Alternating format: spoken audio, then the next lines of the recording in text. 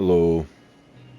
So I asked a question on Reddit, um, what kind of videos people would want to see, and one that came up a few times was an introduction to the Dark Zone.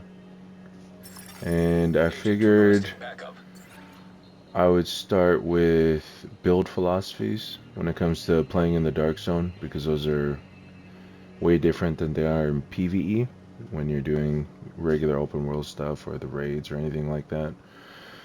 So when it comes to making builds in the Dark Zone, one of the most important things is survivability and damage.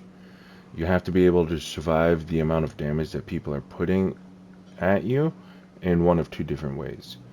You'll do it through a bunch of blue cores. Most players, the lowest they'll go is like 3 blue cores, which is around 1.4 million armor if you put expertise 12 on all your stuff. You can get away with obviously less blue cores if you're a phenomenal player that knows how to do your positioning, but this is for the beginners, not really for the vets that play. So you'll want to run at least 4 blue cores. One of the easiest Dark Zone builds you can set up is Striker, because you can farm it at a really early stages in the game. Coyote Mask, you can go farm. I can't remember the name of the mission, but there's a mission that you can farm to get the Coyote Mask for this striker build. And then the Seska chest that you'd want to go with is one with Unbreakable, and you want crit chance, crit damage on everything. And it's just really easy to set up a striker build. This is the one I've been running since I was like level 160. This was the second build that I put together. It's just a really solid AR build. It doesn't, you don't have to be using the Eagle Bearer. I just have one, so I always use it on this build. It's my favorite gun to use. You can use things like St. Elmo. St. Elmo's is really easy to get and is a really good exotic, especially for when you play solo all the time. And it's still good in the team setup because now you're shocking people and doing a ton of damage. Just has a really good damage profile. Incoming backup Bighorn, request. if you have it, will obviously work on this build as well. But any gold AR also works with this. Like you can be using a Honey Badger, you can be using a Huntsman, you could be using Lexington if you got it during the last Shield Splinter, or you could just be using a regular F2000 with Optimist on it. But if you're gonna just be using like regular gold ARs for a striker setup, you'll be wanting to use measured on your regular gold. Like if you have a Lexington, put measured on it, you're good to go. If you have a like FAMAS, you'll be wanting to use measured or optimist, whichever one you're more comfortable with. But if you want the best damage output, you're going to be going with measured. That's the talent that most people use on their gold ARs because it's the most solid one, easiest to use. You don't really have to worry about much. Especially on Striker, it's going to build your stacks really fast. There's a few different ways you can set up a Striker build for Dark Zone because you can use this in PV, like farming your landmarks and fighting players, right? So Coyote Mask is just the higher damage way to do it, but if you don't have Coyote Mask, you can also go with a Memento backpack, um, or you can go with Catharsis. Catharsis is also a really good mask to use for a striker because it's upping your damage and giving you a little bit of survivability, and it protects you from status effects. Like those three exotics work really well on striker. And the reason you'd go with like a Seska is to up your crit chance, especially if you're at lower level. It gives you free 8%. But once you make it to 1,000, you get just over 50% crit hit chance, which is fantastic to go with Coyote Mask, right? And if you go, all you're trying to shoot for if you're using Coyote Mask for PvP is 50%. But if you're going to be like using a Bighorn on this setup, you're obviously going to have to put a more crit damage or crit chance mods. Right, I have all crit damage on mine because Eagle Bear comes with really good crit chance, crit damage. And yeah, all my pieces have crit hit damage on it, and my gloves are the only ones with crit hit chance. So this is just a really solid build that's really easy to put together. and it's adjustable for whatever exotic that you have and whatever guns you're using. Um, Another thing when you're setting up skills for the DZ, you'll find that a lot of people will run Defender Drone, and that's because when you pop it, you get your damage reduction, which is really helpful for when you're trying to face tank people. And it's just a really solid, easy thing to use because all you do is you push your skill button and it's there protecting you. Decoy is used a lot of the times by a lot of players, and that's to hide your nameplate. Whenever you drop your decoy, your nameplate stays with it, and you can run away and hide in that fashion. Or you can use it as offensively as well, where you can just make it look like you've stayed in cover, run out of your cover, out of their line of sight, and push them from an angle they're not expecting. And you can pick up cheeky kills like that as well, right? And another offensive way that you can use this tool is if you're playing on console, like I am, you can mess with people's aim assist because it'll lock onto your skill first before it locks onto you. I'm not entirely sure why they programmed it like that, but that's one of the ways that people abuse their skills. That's why people run Defender Drones and decoys. If you're not going to run the decoy, the other one that you run is a booster hive to give you more weapon handling and hazard protection. You don't really care about the melee damage, but yeah. It's just to protect yourself better from people using iron lungs and riot foam and all that kind of stuff. But this is just a simple all-around good build to be using in the Dark Zone, just because it's so easy to put together. And one of the reasons that you use something like this is so that you can protect yourself while you're farming your landmarks. Now, why would you farm landmarks in the Dark Zone? Well, it's pretty simple. Landmarks, they come in different tiers. If we open up the map, this one is a challenging landmark. If you do a challenging landmark, you get a random piece of equipment and field recon data. Now, when you do a challenging landmark, you get 3 field recon data. If you do a heroic landmark like this one, you get 4 recon data. And then there's no hard ones on the map, but the hard level gives you 2 and normal gives you 1. Now, how you farm in the Dark Zone is dependent on what you're actually farming for. If you're just going for field recon, you just run to your landmarks, whatever ones that you want to do. But a tip for when you're actually farming, like this guy over here, unless you're a good player and you're ready to get jumped, you don't farm ones that are right beside checkpoints. Because what every single player does, that when they want to fight, they're looking for red landmarks, and if it's really close to a checkpoint like this, it just means they're going to be on you in 30 seconds or less. And if you're not ready to fight, don't farm those ones, no matter what their rating is. Another reason that you're farming, if you're not doing it for the field recon data, is you're going after specific gears. Now, there's some Dark Zone only gears. I don't remember what they all are because all I play is Dark Zone, so I don't really pay attention to what's only in here. But I know for sure things like the Matador, you can only get in the Dark Zone. Y'all gear, you can only get in the Dark Zone.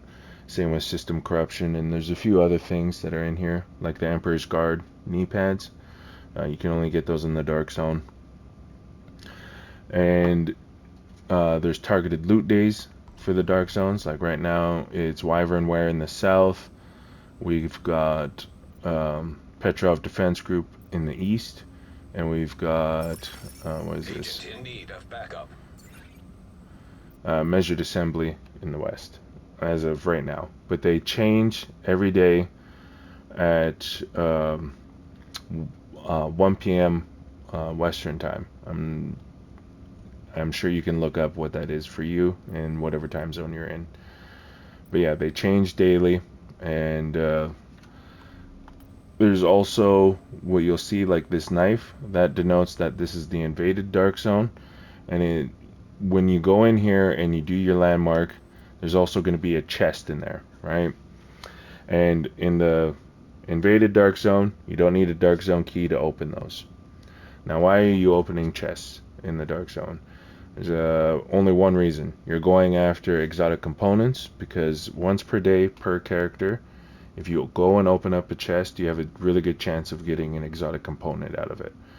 Now, the only ones that give you exotic components are the clean chests. I'll run into the dark zone and show you what I mean. So, I know where most of the landmarks are, so I can go like show you what a dirty one looks like. And these are the ones that you don't open all that often.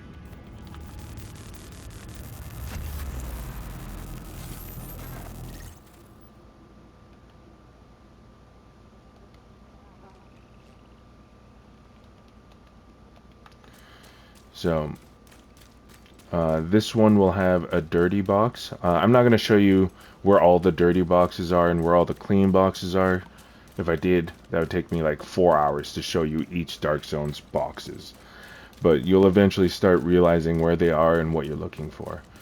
It's truly unfortunate that this one is occupied right now by the Black Tusk, but I'll run in here real quick and show you what a dirty box looks like.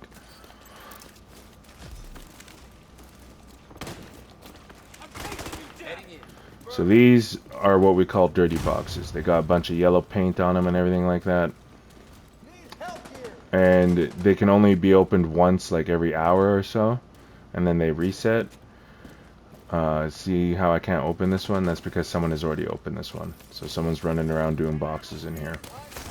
And I'll show you what a clean box looks like. And it's also unfortunate that the one I'm running to is also occupied. I picked the perfect time to come and do this.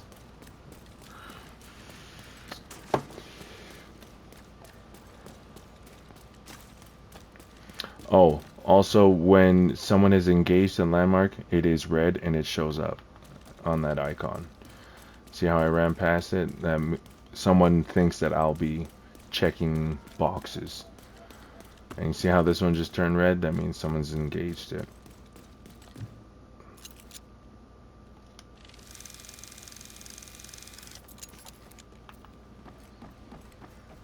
Ah, it's a false red. It turned red because I got too close. And this is what a clean box looks like. See how there's no paint on it? That means that you have a really good chance of getting an exotic component out of it.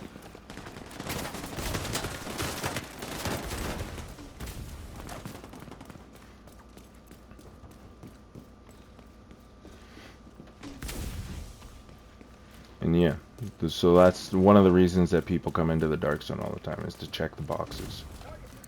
Please don't shoot me. Made it in. Leaving invaded Dark Zone. And another thing, when you're in the Dark Zone, one of the things that you can do to check to see if anyone's near you is you can go down to your nearby, and it'll show you people that are close to you. This is a really handy tool for when you're trying to extract in the Dark Zone, because it lets you know when someone's about to jump you. Well, they might not be there to jump you, they might be coming over to check out what you're doing, but a lot of times if you're extracting and they don't have a bag on, they're there to kill you and take your stuff. So you got to get ready for a fight if you ever see anyone pop up in the nearby. And it also lets you click on their name. Like, let's see, this dude was just there beside me, so you can go over, click on his name, and inspect what he's wearing. Now, this isn't always accurate. There's a lot of lag involved with this kind of stuff, so don't take what you're seeing with a grain of salt. But yeah, you can check out people's builds before they come over and fight you. And yeah, those are just a couple of little handy tools to know about when you're doing Dark Zone farming, or if you're getting ready to fight. And yeah, so the build philosophy is very different. You have to have as much blue as you can afford to have on your build to hit as hard as possible. Like, one of the builds that you're going to come across a lot, because a lot of people like running it, is, do I still have one? I do. Is this build. This is called an armor regen headshot build. I run mine the old school way. I run it with an everyday carrier, running perfectly efficient. This is just a really solid tanky setup that allows you to hit hard because of the bighorn. And you keep up to like 3 red builds with this type of setup, but you're far more tanky, right? Because I have 189.4 headshot damage, and this build doesn't even have maxed out rolls. I'll probably be at like 194, whatever it is, when I'm done, if I ever finish this. I don't really like playing armor regen. And then you have 101k armor regen, right? So you're really hard to kill. You move around a lot. And things like Adrenaline Rush is a very prized talent in PvP for up close and personal frontline builds, because it allows you to survive better. And the name of the game when you're coming to build stuff for fighting in the Dark Zone is always survivability, damage, and ease of use. You don't want hyper complicated things that require you to jump through like 4 different hoops to get like a whole bunch of damage. You want something like Companion, where you just have your little Seeker Mine follow you around, and now you have a free 15% damage. You want things like Adrenaline Rush, where you got near somebody, so you got bonus armor. You don't want things like Bloodsucker or Armor on Kill, those kind of things, because they're too hard to trigger when it comes to fighting other players. If it requires you to kill somebody, it already requires too much work to be consistent, because how those on-kill things work, they don't trigger when you down an agent. You actually have to kill them. So you have to go out of your way to thirst people, which is not easy to do when you're fighting teams. If you're doing one-on-one stuff, yeah, sure, that's fine. But also, you're now wasting the extra things that you could have got, right? Like having Bloodsucker on your backpack in a 1v1, you're just nerfing yourself to get 10% armor after you killed that dude in a 1v1 that you had to kill while he was on the ground, right? So things that trigger on kill are not generally liked in the Dark Zone. Anything that's ease of use and a lot of damage at a reasonable rate, right? Like, you don't really run Glass Cannon in the Dark Zone unless you're doing like Rogue Police type stuff, where you're hunting down like a group of rogue players with a whole like the rest of the server. You don't really do that kind of stuff, because if you're rogue with Glass Cannon, you're now getting shot at by like 8 other people. There's no way you're living. And yeah, another little thing when it comes to Dark Zone stuff, like how you see how my character actually has a Catharsis mask on. A lot of people don't actually do that unless they're confident in their abilities. A lot of people actually hide what they're running. Like you can tell that I hide my backpack and I hide my specialization, because the name of the game when it comes to Dark Zone as well is information. If you can hide as much information as humanly possible, you should be doing it, especially if you're a new player, because a lot of players can recognize what your build is and start playing against you appropriately. So you try to hide as much as you can. They're obviously going to find out what you're running eventually when you kill them. Then they can check what you're running. But yeah, you try to hide as much as you possibly can. So, do I remember how to do this? It's been a while. Okay, so you can go click on your gear, push L3, and go to show signature weapon and have that off. And then always show mask, you can also turn that off. But one of the ways that people hide all of this stuff is actually in apparel. So most dedicated PvPers will have at least one chest, one backpack, and a mask, because then you can hide all of the important things from other players so that they don't know what you're running right off rip. Because right now everyone knows that I'm probably running an armor regen build just because they can see the Catharsis mask and the bighorn. But if I had a mask on, they immediately don't know that I'm running an armor regen, because you can't tell that I'm running Catharsis. I like the way it looks, so I usually just do this. But yeah, hiding as much information as you possibly can is the most important thing in this game when it comes to PvP. Also, when it comes to PvP, you'll see that a lot of my armor doesn't actually have expertise. Now, why is that? Because it's far more important to be doing damage than having an extra 250k armor. Because this is 23% extra damage And this would, if I get everything up to 23, would allow me to take 3 more bullets. So when it comes to resource expenditure, it's far better to be doing it on your guns when it comes to PvP than it is on your armor. Sometimes I go overboard, like when I use something a lot, like my Catharsis. I love using Catharsis. I love using Coyote Mask. I love using Vile. So a lot of my masks are usually above 12. Not all of them, right? Like, but most of the time when you're doing PvP stuff, you get your armor to expertise 12. That's the breaking point. If you really want to be pushing it and like have your stuff even a little bit better, like do 16. But if you're not at expertise 30 and you don't have all of the extra materials that you need to be putting into your expertise, do your guns. Your guns are far more important than to have expertise up than it is for your gear. Now, when it comes to your gear, it's really important to max out all of your rolls, right? That's a way more better allocation of your resources than it is to put expertise on your stuff. I'm also just like wasteful, as you can tell. I don't max out all my rolls all the time, but that's just because I fight all the time. That's all I do, right? But if you're going to like do what I do, which is have like 13 different builds on the go, you're not going to be able to max out your rolls.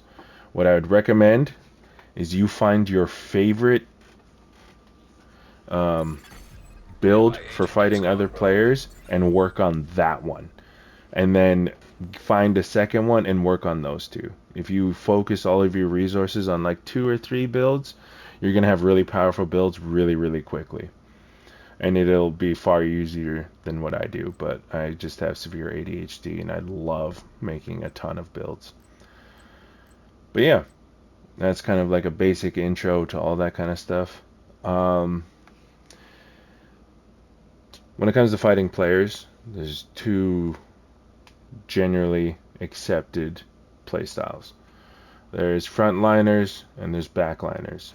I'm mostly a backline player, so a lot of the time you'll find me running like my striker build, which is a backline build. You don't really want to be face tanking with it. Or you'll find me running things like my headshot build. This is all pure damage, right? This hits incredibly hard. Like I think I have 220% headshot damage on this build. So I'm hitting way harder than anybody else, right? I've also got 2 reds, I've got contractor's gloves and fox prayers, which is also really, really important to have when you're doing Dark Zone stuff or PvP in general. I know contractor's gloves aren't as popular in PvE, I found out, but damage to armor and damage to target out of cover are some of the most important things that you can try and fit onto your build when it comes to Dark Zone stuff. Reason for that is, if you look over at my armor and you look at my health, you'll notice that my armor is incredibly high compared to my health. So I know in PvE about like 60% of the enemies you go against have 0 armor, so damage to armor isn't that coveted on that side. But when it comes to fighting players, we're all armor, no health.